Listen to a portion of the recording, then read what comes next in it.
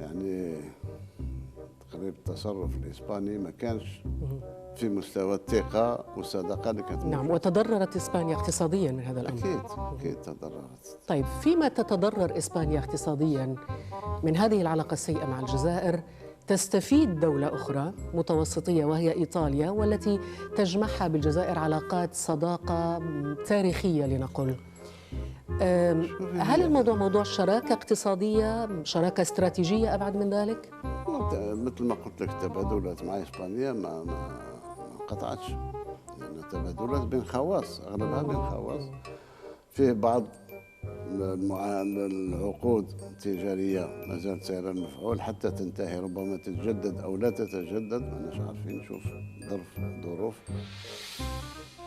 المهم أن احنا المعاملة نتاعنا كانت مع إسبانيا وإيطاليا يعني بشكل متوازن. إيطاليا لن تستفيد من القطيعة مع إسبانيا، لأن عندها جانب آخر في المعاملات، في المعاهدات، إذن إسبانيا طمنا الشعب الإسباني صديق، ونعتبره شعب صديق، ولا غبار على صداقة بيننا وبين الشعب.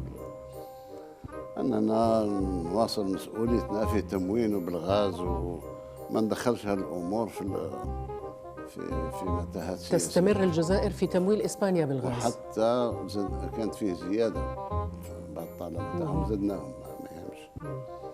لأن أعتقد أن الغاز ما يستفادش منه سانشيز، يستفاد منه الشعب الإسباني. وإحنا دائما الجزائر منذ استقلالها إلى يومنا لم تشتم شعب، أي شعب كان.